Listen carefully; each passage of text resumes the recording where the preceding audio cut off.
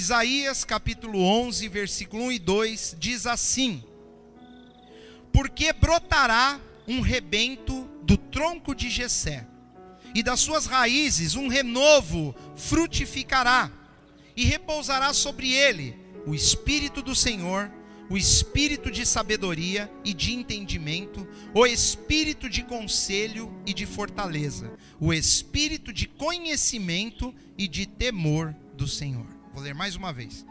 Porque brotará um rebento do tronco de Jessé, e das suas raízes um renovo frutificará, e repousará sobre ele o Espírito do Senhor, o Espírito de sabedoria e de entendimento, o Espírito de conselho e de fortaleza, o Espírito de conhecimento e de temor do Senhor. Amém? Isaías, ele é um profeta da época em que Judá estava na iminência de ser levada cativa para a Babilônia.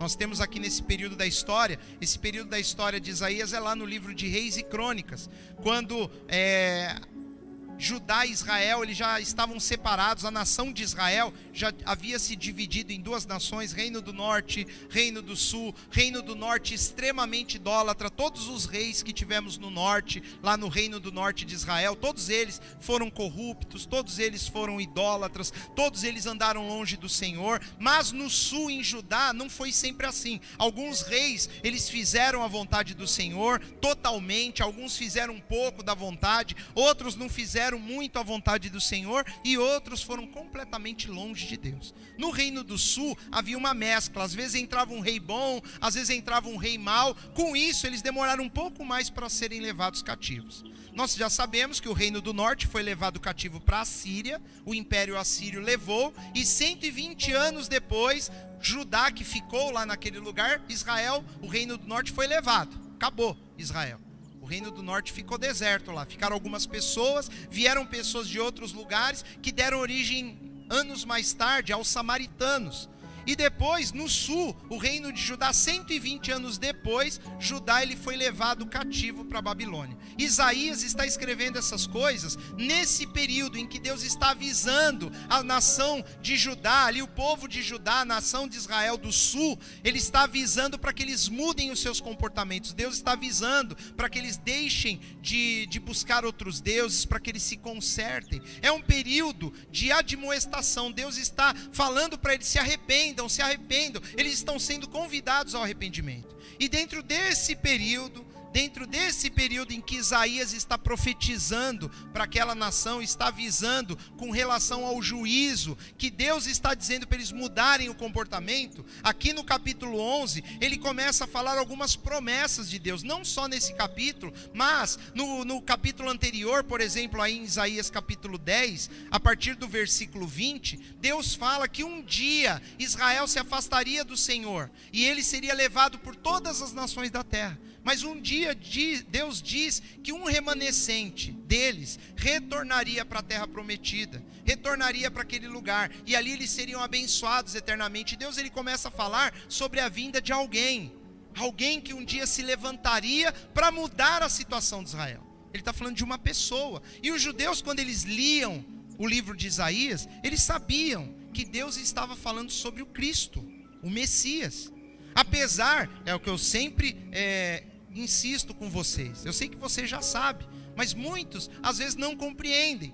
Cristo e Jesus, num primeiro momento, não necessariamente seriam a mesma pessoa. E eu vou explicar melhor o que eu estou querendo dizer. A Bíblia anunciava para a nação de Israel que viria um homem, e esse homem eles começaram a chamar de Cristo. Eles não sabiam quem seria, eles sabiam que viria. E o nome que começaram a dar a essa pessoa, eles chamavam de Cristo. Cristo virá, Cristo vem, um dia Cristo virá, eles falavam. Eles aguardavam isso. A mulher samaritana, quando Jesus está conversando com ela na fonte, ela fala: eu sei que quando Cristo vier, ele vai restaurar todas as coisas. Ela sabia, os samaritanos sabiam, os judeus sabiam disso, todos eles esperavam, eles no coração deles falavam: quando Cristo vier, a minha vida vai mudar, quando Cristo vier, Israel vai mudar. Eles esperavam, eles só não sabiam que Cristo seria Jesus. Às vezes a pessoa fala Jesus Cristo, e fica já uma pré-associação. Nós já entendemos que ele é Jesus Cristo, mas muitos às vezes acham que é o sobrenome dele. Cristo é o sobrenome. Não, Cristo era uma pessoa que viria. Quando eu associo Jesus a Cristo, eu estou declarando que ele é aquele que Deus prometia. Quando Jesus ele pergunta lá para os discípulos, ele fala: o que os homens dizem que eu sou? Uns dizem que o Senhor é um profeta, uns dizem que o Senhor é um mestre, uns dizem que o Senhor é isso e aquilo. Ele fala: e vocês? E vós? Vocês dizem que eu sou quem? O quê? E Pedro fala: tu és o Cristo. Tu és o Cristo. Pedro, ele sabia, ele falou: o Senhor é aquele que viria, é a promessa, é o Messias, que a Bíblia sempre disse que viria. E aqui no capítulo 11, versículo 1 e 2, para todos os judeus, quando eles leem isso, fica muito claro que Deus está falando do Cristo, que viria. Porque brotará futuro, brotará um rebento do tronco de Jessé. Olha a figura que Deus está usando para mostrar para Israel o que está acontecendo. Quando a árvore tem um tronco, significa que ela já está totalmente desenvolvida. É ou não é? E geralmente quando uma árvore está completamente desenvolvida, nós não esperamos que saia mais brotos. É ou não é verdade? Uma árvore já desenvolvida não brota com facilidade. É ou não é verdade? Mas de vez em quando brota. Não sai lá um broto? Ele está falando: brotará um rebento. Rebento é uma forma de dizer uma nova ramificação. Desse tronco que ele chama de Jessé, ele fala que vai sair uma ramificação dali. Dali vai brotar algo novo, vai ser um rebento, algo que surge do tronco. E quem é Jessé? Jessé, nessa altura aqui, para toda a nação de Israel, eles conheciam. Jessé, ele foi o pai do rei Davi. O pai do rei Davi. E Jessé, ele é da tribo de Judá. Nós já vimos domingos passados que Deus havia prometido através da boca de Jacó, quando ele abençoa seus filhos, lá no Egito, quando ele estava para morrer, ele chama Judá, e a profecia que ele lança sobre a vida de Judá é que de Judá viria o Cristo. Nós já entendemos isso. Deus havia prometido Cristo primeiro lá para Eva, lá no começo. E ele fala que Cristo pisaria na cabeça da serpente, através do seu corpo, através da sua igreja. Depois ele vai avançando, ele fala para Abraão, que Abraão, todas as nações da terra seriam abençoadas. Depois ele chega lá para Jacó. Jacó, ele fala para o seu filho, que através da aliança que Deus fez com ele, que em Judá viria aquele que seria o Salvador. E Deus começa a mostrar o caminho por onde isso está vindo. Judá, descendência de Judá. E aí nós vemos agora que Jessé é descendente de Judá. E ele é o pai do rei Davi. E Deus está falando: brotará um rebento do tronco de Jessé. Então imagina que Jessé, o pai de Davi, é o tronco daquela família.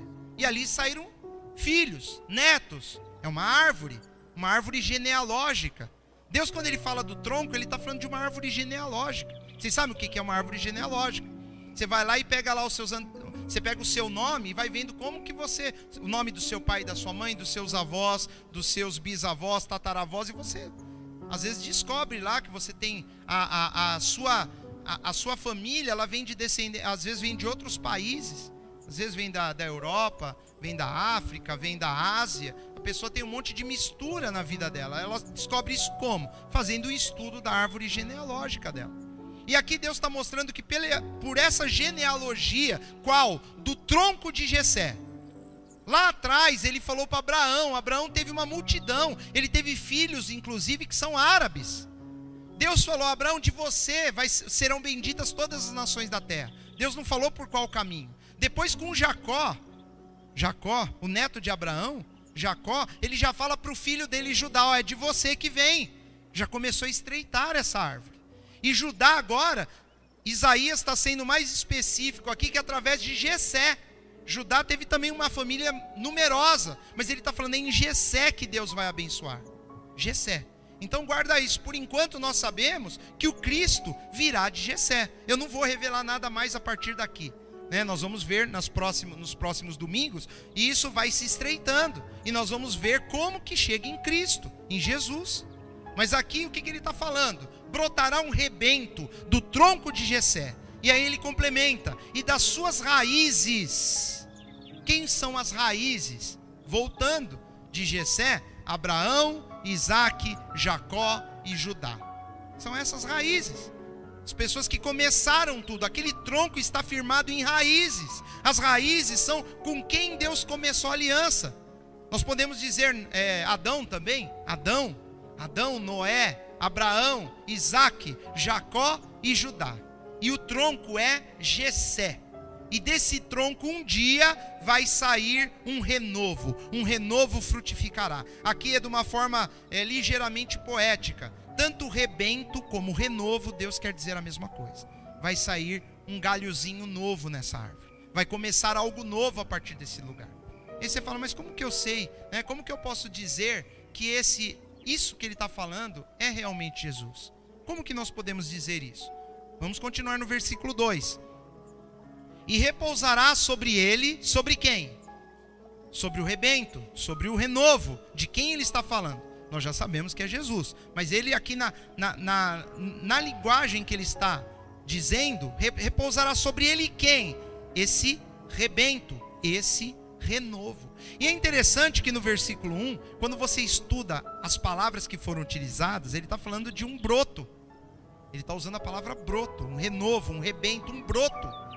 E essa palavra broto, se não tivesse a sequência no 2, ele fala sobre ele o Espírito, ele. Esse ele é um ele aplicado a pessoas, não é aplicado a uma árvore, a um broto.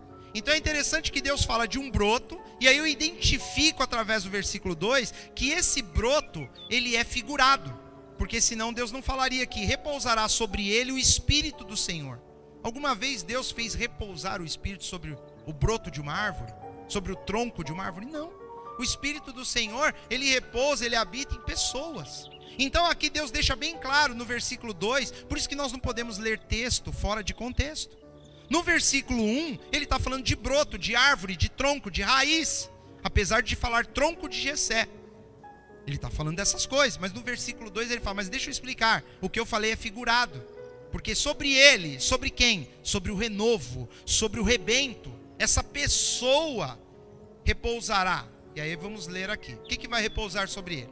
O Espírito do Senhor, o Espírito de sabedoria e de entendimento, Espírito de conselho e de fortaleza, Espírito de conhecimento e de temor do Senhor. Ele fala que vai ter sobre essa pessoa, sobre que os judeus já sabiam que era o Messias, o Cristo, sobre ele estarão esses Espíritos. E se você quiser contar comigo, vamos contar de quantos Espíritos aqui Deus se referiu? Espírito do Senhor, 1. Espírito de sabedoria, 2. De entendimento, 3. Espírito de conselho, 4. De fortaleza, 5. De conhecimento, 6. E de temor do Senhor, 7. Deus, ele se refere a 7 Espíritos. Ele fala que o Cristo, o Messias, que virá, é futuro, brotará, futuro, repousará, futuro. Futuro para quem? Para eles. Para aquela época, para Isaías, seria futuro. Um pouco mais para frente, alguns séculos para frente. Alguns séculos para frente, viria alguém que teria esses 7 Espíritos sobre ele. 7 Espíritos. Espírito do Senhor de sabedoria, entendimento, conselho, fortaleza, conhecimento e de temor do Senhor. Amém? Quando você vai ler a genealogia de Jesus lá em Mateus capítulo 1, ele começa a falar uma série de nomes. Se você for bem rápido, sem perder Isaías aí, Mateus capítulo 1, primeiro livro do Novo Testamento,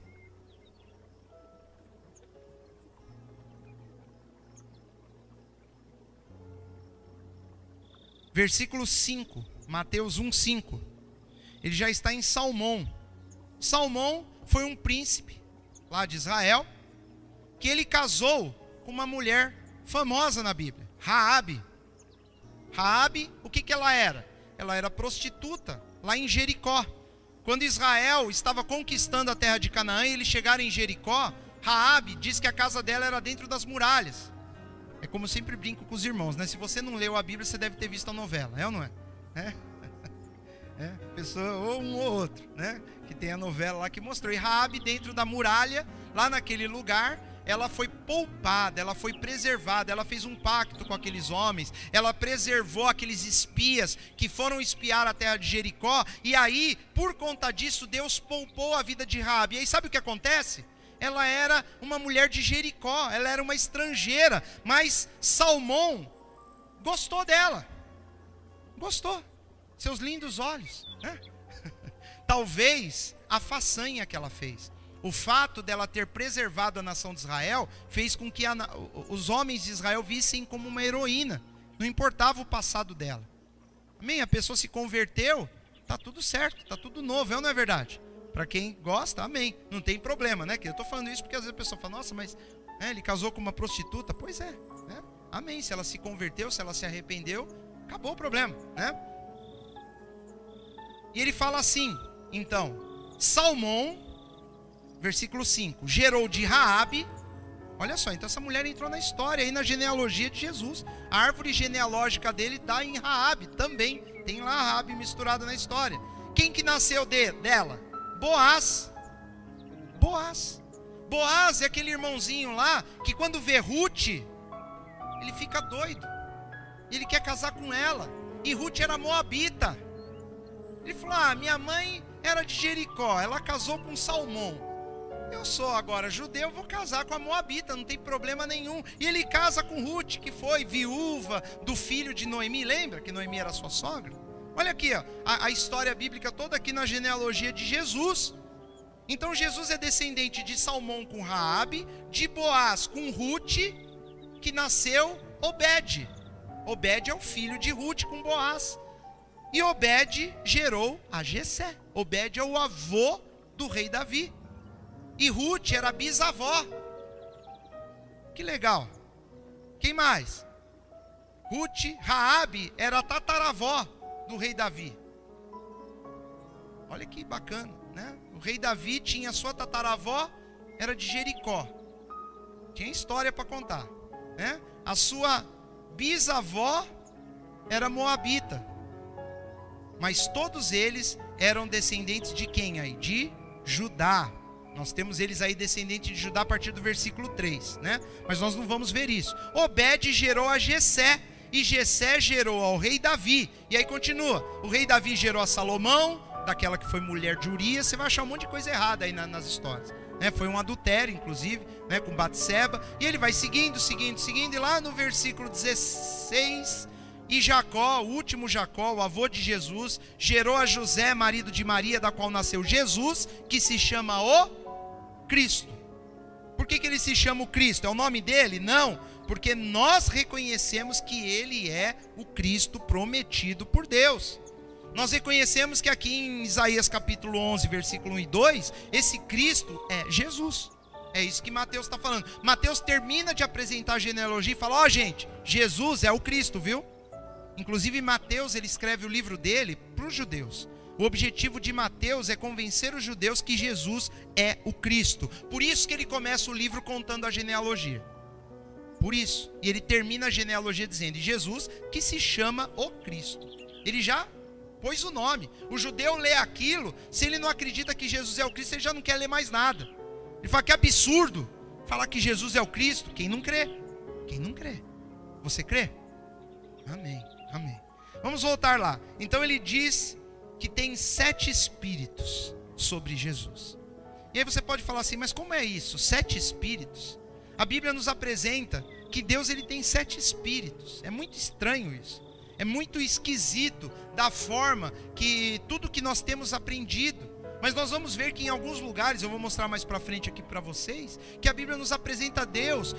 O ministério que Deus ele faz em toda a terra depende desses 7 espíritos. E aqui para Isaías, Deus disse que o Cristo viria e sobre ele estariam esses 7 espíritos. São 7. Quais são eles? Vamos ver novamente Isaías capítulo 11, versículo 2, mas tentar trazer um pouquinho de luz sobre cada um. Primeiro, o Espírito do Senhor. Repousará sobre ele o Espírito do Senhor. O Espírito do Senhor é o próprio Espírito Santo. É o Espírito Santo que inunda a vida da pessoa, que coloca dons, que chama a pessoa para o ministério, que transforma a pessoa, que faz sair fruto da vida da pessoa. É o Espírito do Senhor. Nós vamos ver mais para frente também uma outra passagem em Isaías, quando ele fala: o Espírito do Senhor está sobre mim. O Senhor me chamou para fazer boas obras. Ele fala do Espírito do Senhor. Então ele fala, primeira coisa, o que vai estar sobre ele? Primeiro, o Espírito do Senhor. Segundo, o Espírito de sabedoria. Se nós lermos lá o livro de Eclesiastes, você vai encontrar, inclusive no livro de Salmos, muitas palavras de sabedoria. Mas no livro de Eclesiastes ele fala que a sabedoria clama. Ela clama na rua, nas praças. A sabedoria é a presença do Senhor, tipo, que você observa as coisas e você tira lições de coisas que a maioria das pessoas não conseguem tirar lições. A sabedoria faz com que você aprenda com seus erros, com os erros dos outros. A sabedoria faz com que você não cometa 2 vezes a mesma besteira. A sabedoria faz que basta você ver alguém já se dar mal numa situação, já é o suficiente para você não precisar passar por aquilo. Sabedoria. A sabedoria, ela vai nos guiar à forma correta de vivermos. Tem muitas pessoas que são muito sábias e elas têm pouca, eu tenho um amigo que brinca assim, tem pouca leitura, né? Ela não é uma pessoa culta, não é uma pessoa estudada, não é uma pessoa, mas ela é muito sábia. Ela tem sabedoria sem ter muito conhecimento. É interessante isso. A sabedoria, ela é mais valiosa até do que o conhecimento em si. Porque tem muita gente que sabe muita coisa, mas não tem sabedoria. É ou não é verdade? E tem muita gente que sabe pouca coisa, mas a sabedoria dela em viver é muito grande. Então nós temos que entender até o equilíbrio entre saber muito na sabedoria e conhecer muito na questão do conhecimento. Mas ele teria o espírito de sabedoria. Então diz que esse homem, ele seria um homem sábio, mas não uma sabedoria humana, uma sabedoria espiritual que vem de Deus. O terceiro, de entendimento. O entendimento tem a ver com o cérebro, tem a ver com ciência. Em algumas bíblias pode estar escrito espírito de ciência. Tem alguém que está assim? Não? Todo mundo tem entendimento? O entendimento é a questão de você usar o cérebro que Deus te deu. Alguém fala alguma coisa para você, você vai interpretar aquilo que a pessoa falou. Você vai prestar atenção na intenção da palavra. O entendimento leva... A Bíblia diz que Jesus, muitas vezes, ele compreendia o que aqueles homens queriam dizer. Eles diziam uma coisa e a intenção deles era outra. Às vezes, pelo entendimento, pela inteligência que ele tinha, que era de Deus, era sobrenatural. Não é um entendimento convencional. Senão não precisava do espírito de entendimento. O espírito de entendimento, ele faz com que você entenda coisas que uma pessoa comum, uma pessoa que ainda não tem esse espírito, ela não compreenda. Por isso que a Bíblia diz muitas vezes que Jesus sabia o que ia em seus corações. O espírito de entendimento que Deus colocou nele, ele só bastava ouvir a pessoa falando, ele já sabia. Ele entendia o que estava acontecendo ali. Esse é o espírito de entendimento. O espírito de conselho. O espírito de conselho é um espírito de poder ensinar, um espírito de poder passar boas instruções para as pessoas. Uma coisa é a pessoa sem a presença de Deus na vida dela, ela consegue ajudar de um jeito. Outra coisa é a pessoa com a presença do espírito de conselho em sua vida. Ela vai conseguir ensinar melhor, ela vai conseguir levar a palavra melhor para as pessoas. Ela vai poder aconselhar, ajudar muito melhor. Por quê? Porque a presença de Deus é sobrenatural. O que mais? Espírito de fortaleza. Espírito de fortaleza. Essa fortaleza tem a ver com suportar as coisas difíceis da vida. Tem coisas difíceis que nós passamos pela vida que só com o espírito de fortaleza. Se for por nós mesmos, nós não suportamos. E aí quando nós passamos por aquilo, com Deus do nosso lado, nós entendemos, o Senhor me capacitou, o Senhor me deu condições de eu passar por aquela situação. Não foi de mim mesmo, foi Deus que me fortaleceu. Paulo fala, tudo posso naquele que me fortalece. Quem me fortalece? O espírito de fortaleza. Paulo, ele fala numa passagem, ele fala, não que tenhamos espírito de temor, de medo, mas sim espírito de fortaleza. Ele faz um contraponto entre o espírito de medo com o espírito de fortaleza. Então o espírito de fortaleza é o que faz, por exemplo, Jesus saber que aquele caminho que ele está indo vai levar ele para a cruz. Ele sabe. Ele sabe que naquela noite vão entregá-lo. Ele fala: um de vós vai me entregar. Mas ele continua firme. O espírito de fortaleza é aquele que sustenta Jesus e não deixa ele fugir. Talvez nós fugiríamos. Talvez, quase certeza. Que vão me matar? Ó, vou fugir. Jesus não, no espírito de fortaleza ele fica até o fim. Até o fim. Ele encara aqueles soldados que vêm prendê-lo. Ele encara toda a situação. Encara assim, eu digo, ele fica ali firme. Levam ele. Espírito de fortaleza. Tem que ter um espírito sobrenatural de força dentro da pessoa para ela suportar certas coisas. E Jesus tinha esse espírito. O espírito de conhecimento. O espírito de conhecimento tem a ver com conhecer as coisas, tem a ver com absorver com facilidade, um aprendizado rápido, um aprendizado acima do normal, é sobrenatural. A Bíblia diz que também ele tinha esse espírito. Quando ele era criança, seus pais o esqueceram em Jerusalém, foram para uma festa, aquela família numerosa, e voltaram, foram embora. Depois de 3 dias viajando, que começaram: cadê Jesus? Alguém viu? Porque era uma turma grande. Talvez umas 80 pessoas, um monte de criança para todo lado. Jesus estava lá jogando bola no caminho com os meninos. Vai jogando bola, né? Moleque é assim, vai andando e vai chutando a bola até chegar em Nazaré. Vão brincando. Um dia Maria: pô, mas eu não vejo Jesus faz 3 dias, cadê ele? Procura. Não, os meninos, não vi não. Não foi assim? Voltaram lá. Estava lá em Jerusalém. Sentado lá no templo, debatendo a Bíblia. Lá com os doutores da lei, os fariseus, eles estavam impressionados. Ele falou de tamanho conhecimento que ele tinha, sabedoria. Eles estavam impressionados de ver como o menino aprendia e sabia das coisas. Isso, queridos, era sobrenatural. Era a presença de Deus na vida dele. Isso sem dizer que ele, na essência, ele sempre foi Deus. Mas a Bíblia diz aqui que sobre ele estarão o quê? O Espírito do Senhor, de sabedoria, de entendimento, de conselho, de fortaleza, conhecimento e temor do Senhor. Ele também tinha o temor. É o Espírito Santo que produz em nós o temor do Senhor. A Bíblia diz que esse homem que viria, ele teria esses 7 Espíritos de Deus. A Bíblia nos mostra que esses 7 Espíritos, eles estão diante do trono de Deus. Se você puder abrir comigo lá em Apocalipse, que é facinho, vamos navegar um pouquinho aí na nossa Bíblia. Apocalipse capítulo 4, desculpa. Como que eu ligo primeiro? Tem gente que fala: poxa, mas nós lemos aqui Isaías, tudo bem, são 7, uma coincidência. Eu só li ali que ele tem 7 espíritos, mas será que eu posso criar uma doutrina bíblica em cima disso e falar os 7 espíritos de Deus? Será que eu posso? Até ler isso em outro lugar, não. Se fosse só essa passagem em Isaías capítulo 1, capítulo 11, versículo 1 e 2, se fosse só isso, não era suficiente para nós afirmarmos os 7 espíritos de Deus. Poderia ser só 7 mesmo e ser uma incrível coincidência. Por quê? Porque o número 7 é um número que permeia toda a Bíblia. Vocês já perceberam? Em quantos dias Deus fez todas as coisas? Em 7 dias.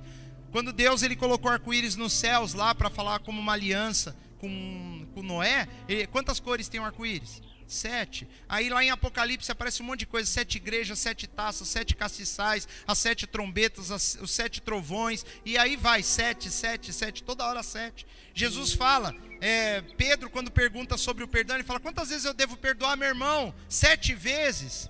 Jesus fala: não 7, mas 70 vezes 7. Toda hora o número 7 aparece na Bíblia. E nós encaramos que em todas as situações, esse número ele se aplica à perfeição de Deus. Então, na sua perfeição, o número 7, ele simboliza a perfeição de Deus. Não que nós vamos acreditar agora em numerologia, né? Não é isso. Mas Deus, na Bíblia, ele usa alguns números são números de Deus. Nós vamos ver que o número 3 é o número de Deus. O número 7, ele usa muito. O número 12, vocês já perceberam? O 12 aparece toda hora também. O número 40 é um número bíblico também. São números que Deus, ele repetidas vezes, ele utiliza, tá bom? Mas não é matéria para hoje. Apocalipse capítulo 4, versículo 5, diz assim: e do trono saíam relâmpagos, e trovões, e vozes, e diante do trono ardiam 7 lâmpadas de fogo, as quais são os 7 Espíritos de Deus. A Bíblia fala que tem 7 Espíritos de Deus. E eles estão diante do trono. Essa visão foi uma visão que João, ele viu os céus abertos antes do Cordeiro abrir os selos. Daquele livro que ele vai abrindo os selos. Ele olha e ele vê diante do trono que está saindo relâmpago, trovões. Imagina a cena. Ele vê diante do trono 7 lâmpadas de fogo ardendo, as quais são os 7 Espíritos de Deus. É interessante que quando Deus manda Moisés construir o tabernáculo no deserto, aquela tenda que eles montavam e desmontavam, cada vez que Israel tinha que andar no deserto, Deus mandou para dentro do tabernáculo fazer alguns utensílios. Eles tinham que construir algumas coisas.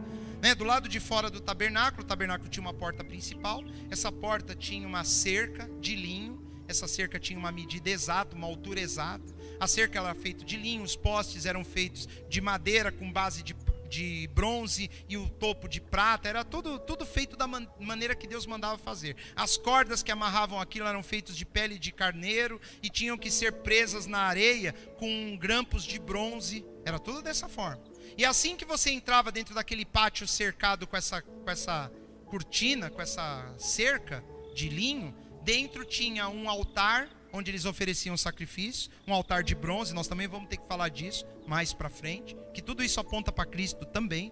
Depois tinha uma pia onde os sacerdotes se lavavam, uma pia ali para eles se lavarem, antes de entrarem dentro da parte interna do tabernáculo, que era o lugar santo. O lugar santo tinha uma segunda porta, aí já era uma barraquinha, eles tinham que entrar dentro. Lá dentro era tudo feito de madeira de acácia, revestida com ouro. A parte interna do tabernáculo, quando você entrava dentro, a parede era toda de ouro. E do lado esquerdo, para quem entrava dentro do tabernáculo, você entrou, do lado esquerdo Deus mandou fazer um candelabro. Um candelabro que os judeus chamam de menorá. É um candelabro com 7 lâmpadas. 7. Olha aí de novo. 7 lâmpadas. Está lá no menorá. Você pode ler isso em Êxodo capítulo 25. A partir do versículo 30, por ali, 31, se não me engano, você vai ver a construção do candelabro, o castiçal que Deus manda fazer. Ele era para ser feito de ouro batido, puro.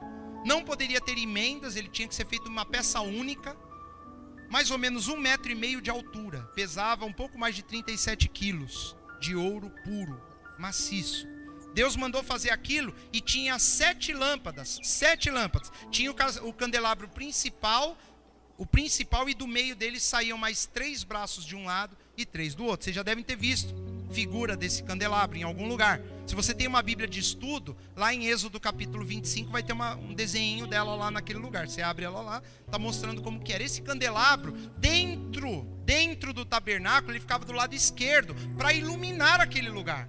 Porque o sacerdote entrava, aquilo não tinha janela, era uma tenda escura, toda fechada. O que iluminava o tabernáculo era esse candelabro, com 7 lâmpadas, representando os 7 Espíritos de Deus. E para ele ser aceso, era necessário que se colocasse azeite, tinha que ser azeite. O azeite é uma representação do Espírito Santo na Bíblia. Então a luz que saía daquele candelabro, é muito interessante a construção dele. A construção dele, Deus mandou fazer de tal forma que o foco de luz, ele tinha até uma forma ótica de ser feito. Que o foco de luz de todas as lâmpadas, as 7, elas apontassem para o meio. Era um foco único. E se você via aquele candelabro aceso, parecia que era uma lâmpada só.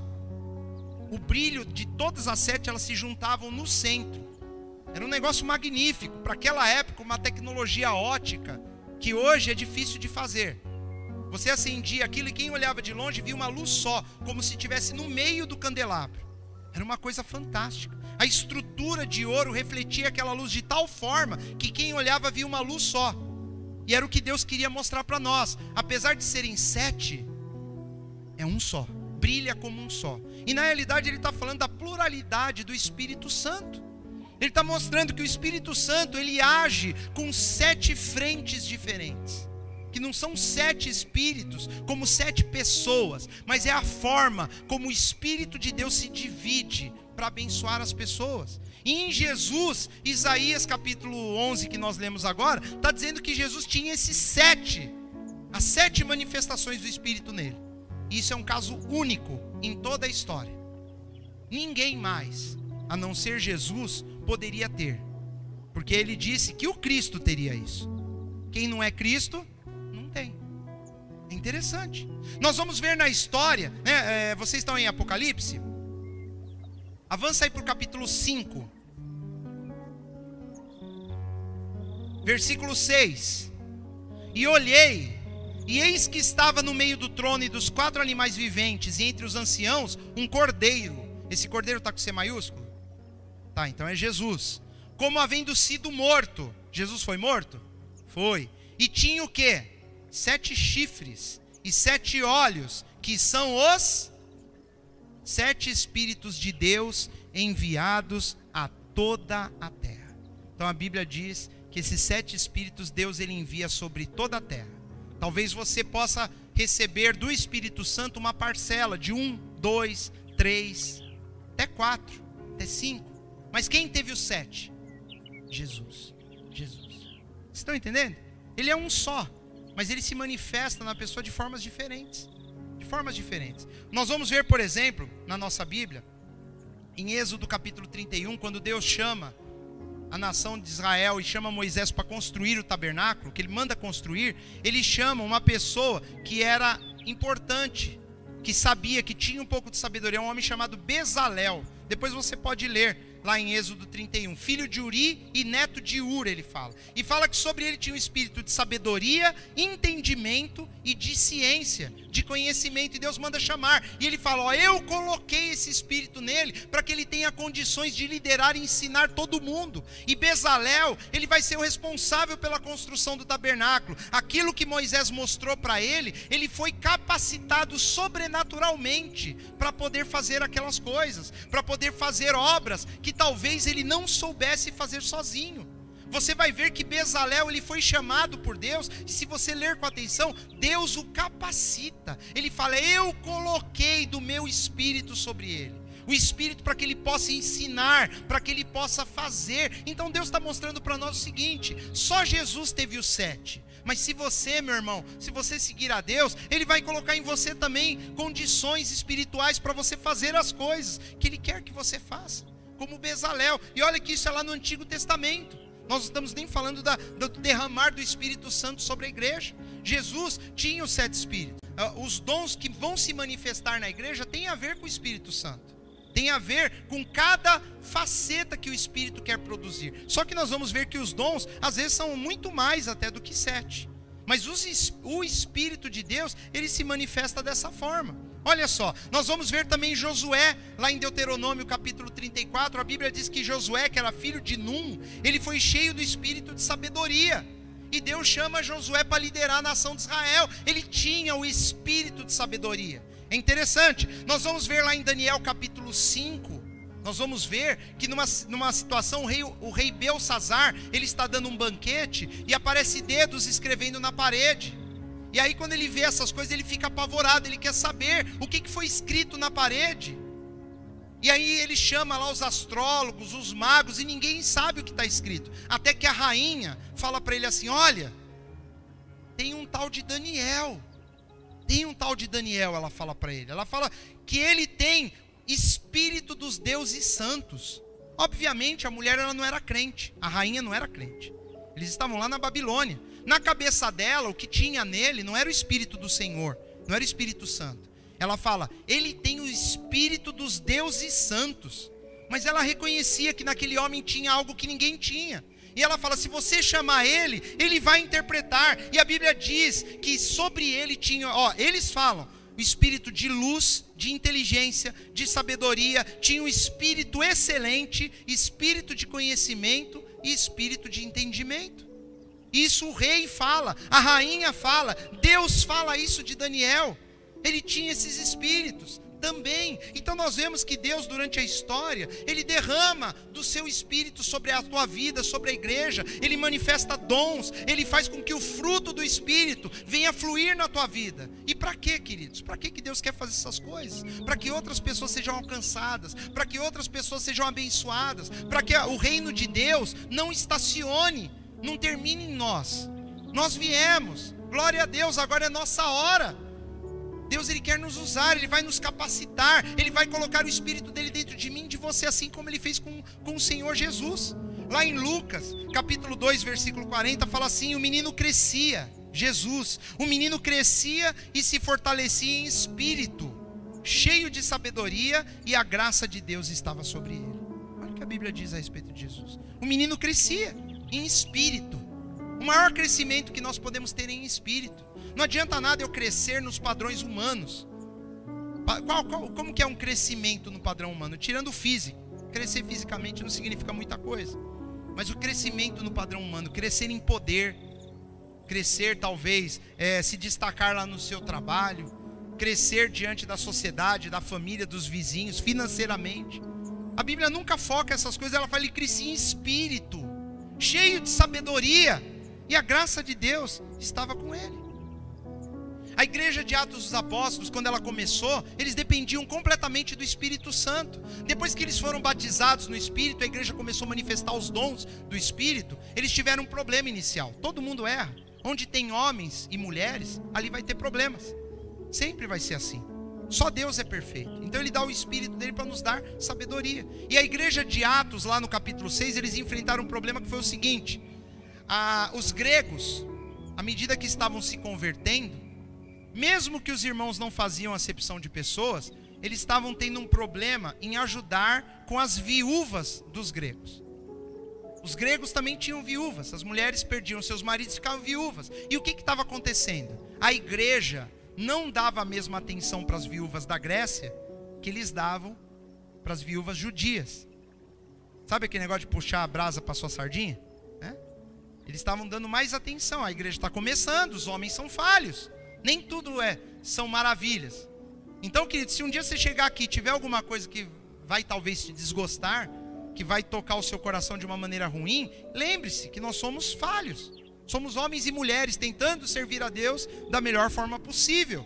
A igreja de Atos começou um problema, foram reclamar. Chegaram para os discípulos e falaram, gente, olha o que está acontecendo. As irmãs lá da Grécia, que estão se convertendo, as viúvas, ninguém está dando assistência para elas. E os apóstolos ficaram meio bravos. Eles falaram, mas não é justo também a gente aqui, nós 12, pararmos de pregar a palavra e ter que servir o povo. E aí vem uma palavra de sabedoria para a igreja.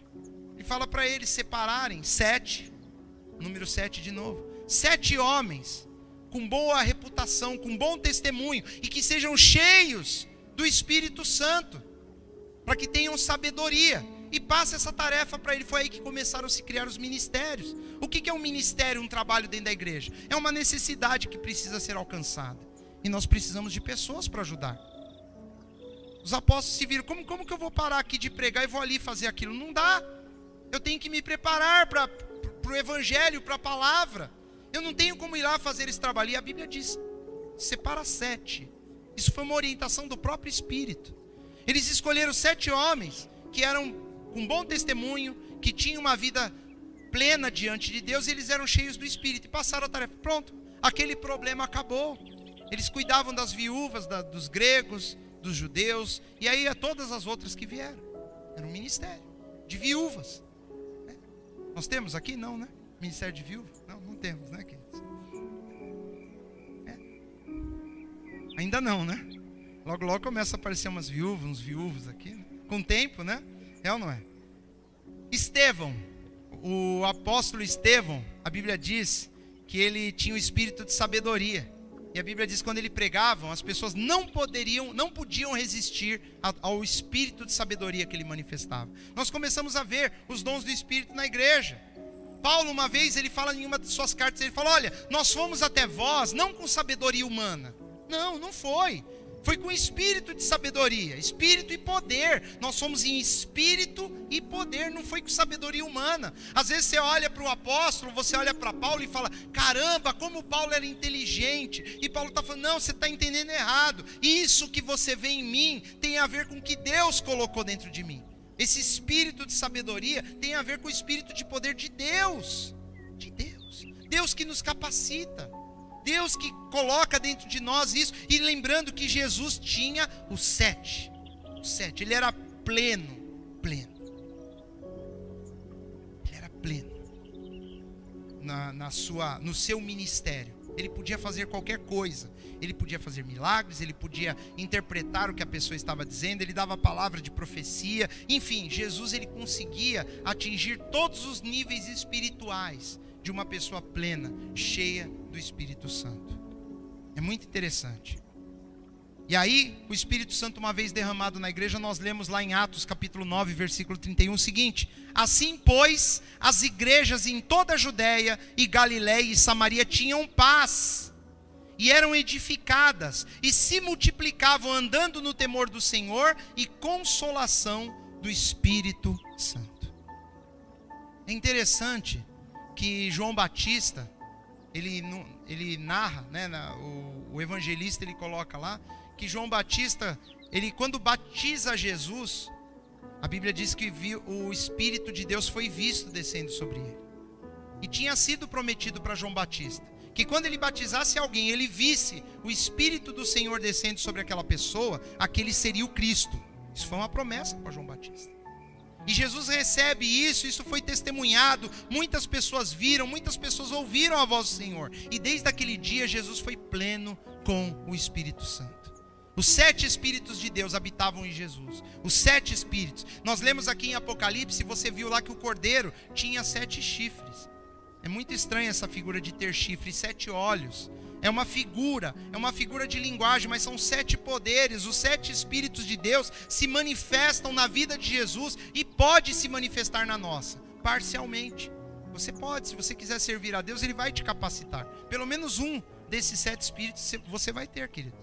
Se você buscar Deus, eu falo pelo menos. Pelo menos, nós vimos lá que Bezalel tinha 3, 4. Daniel tinha 5, 6. É ou não é verdade? Depende de você. Depende da sua intimidade e da sua comunhão com Deus. Depende disso tudo. Vocês ainda estão em Apocalipse? Se mantiveram aí? Eu falei muito, né?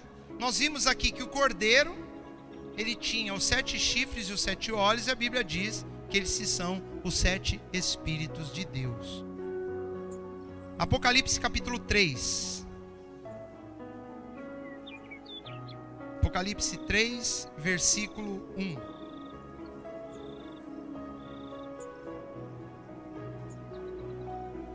E ao anjo da igreja que está em Sardes escreve: isto diz o que tem os 7 Espíritos de Deus. Isto diz o que tem os 7 Espíritos de Deus. Essas são as cartas que Jesus manda às igrejas lá do Novo Testamento. As igrejas que tinham sido iniciadas. Isso diz o que tem os 7 Espíritos de Deus, que é Jesus. Jesus, ele tinha sabedoria, entendimento, conhecimento, o Espírito do Senhor, o Espírito de temor do Senhor, o Espírito de fortaleza. Ele tinha todas essas coisas. Ele era pleno da capacitação do Espírito Santo. E ele fala: eu vou para o meu Pai e não vos deixarei órfãos. Enviarei outro Consolador que vos ensinará todas as coisas, vos guiará a toda a verdade. O Espírito Santo hoje habita na igreja. Isaías falou, Deus falou através da boca de Isaías: eu vou mandar um rebento, um renovo. Mais para frente nós vamos falar do rebento e do renovo. Eu queria focar nos 7 Espíritos de Deus nessa manhã. Nós vamos ter que voltar no rebento e no renovo, para falarmos mais sobre isso. Mas ele nos apresentou o Cristo, ele teria esses 7 Espíritos. Jesus, ele se apresentou como um homem que tinha toda a sabedoria, todo o entendimento, toda a ciência, todo o temor, a presença plena de Deus. Jesus é esse homem. Jesus é aquele que Isaías está falando lá em Isaías capítulo 11, versículo 1 e 2. Ele tinha a plenitude do Espírito Santo, e ele pode dar isso para você. Talvez eu e você, nós nunca teremos a plenitude dos 7, mas nós podemos também ter um pouquinho dos 7. A Bíblia diz que Deus, ele distribui os dons na igreja de acordo com o que lhe aprover, por aquilo que for bom. Deus, ele tem uma tarefa para que você faça. Deus, ele não chamou ninguém para ficar infrutífero. Não, Deus, ele sempre se refere a uma árvore que dá fruto, algo que... A Bíblia diz que Jesus, ele viu o fruto do seu trabalho, ele viu aquilo que ele alcançaria, e isso alegrou o seu coração. Jesus começou uma obra, e essa obra, ela vai ser continuada em mim e em você, queridos, em nós. Deus, ele espera que nós pegamos esse trabalho que foi começado e nós façamos alguma coisa. E obviamente Deus, ele não vai manifestar o Espírito dele em você só para que você se sinta bem, só para que você fale, que legal, ó, eu tenho espírito, e eu não faça nada. Não, meu irmão, é o contrário. A hora que você quiser servir a Deus, você fala, mas eu não sei. É assim mesmo. Você fala, eu quero, eu vou fazer alguma coisa, e você começa a fazer, Deus ele vai te capacitar. Você vai se surpreender, quando você menos esperar, você vai abrir a sua boca e vai sair algo de você que nem você vai acreditar. Você vai falar, caramba, de onde saiu isso? E aí você vai reconhecer, isso é sabedoria que vem do alto, é o Espírito de Deus agindo na minha vida. Um dia você vai orar por alguém e aquela pessoa ela vai ser curada, e você vai falar, não fui eu, foi Deus, porque eu sei quem eu sou, eu conheço a minha vida, eu sei o meu coração. É Deus que está fazendo a obra. Nós vamos abrir a boca para falar e pessoas se converterão, elas abrirão o coração a Deus. Quem que faz isso? É o Espírito do Senhor, o Espírito de Deus que habita em nós. É Ele. Essa manifestação, você pode ter um pouquinho do 7, você pode não ter uma sabedoria plena como Jesus teve, mas você pode ser sábio. Depois que você começa a andar com Deus, você se torna mais sábio. Você pode não ter temor do Senhor que Jesus tinha, mas você começa a temer a Deus um pouquinho mais do que você temia, e assim o Espírito Santo vai agindo na nossa vida, através das suas 7 características, através das suas 7 personalidades. E a Bíblia diz que o Senhor ele tem 7 espíritos, e não sou eu que vou contestar isso, não sou eu que vou questionar isso. Os 7 espíritos de Deus, eles estão lá, diante do trono, ardendo como lâmpadas.